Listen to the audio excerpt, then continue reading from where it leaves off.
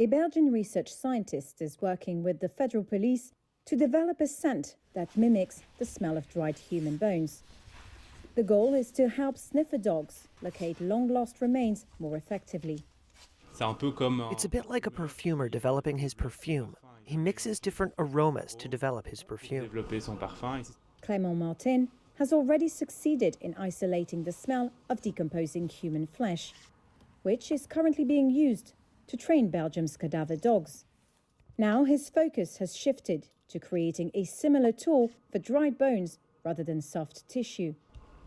To achieve this, Martin is working with various samples of dried bones, including remains of an unidentified man found in a suitcase.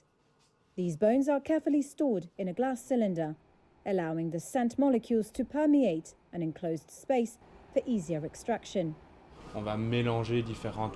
We're going to mix different molecules together that are characteristic of a body in decomposition, and we mix them together to get the final kit.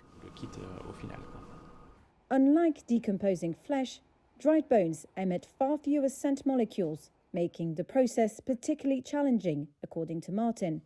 Adding to the difficulty is the fact that skeletal remains are porous and absorb smells from their surrounding environment. The aim is to characterize the smell of human bones, a stage that's particularly complicated because there aren't many odors, and so the aim is to select molecules in this odor that are going to be specific to the smell of bones. At a police training centre near Brussels, Chris Carden, head of the police dog training unit, is currently training dogs using Martin's corpse scent. Here, he tucked tissues between cinder blocks, contaminating only a few.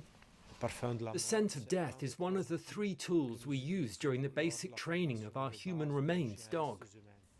Recreating the smell of dried bones would be particularly helpful in cold cases, he says. We are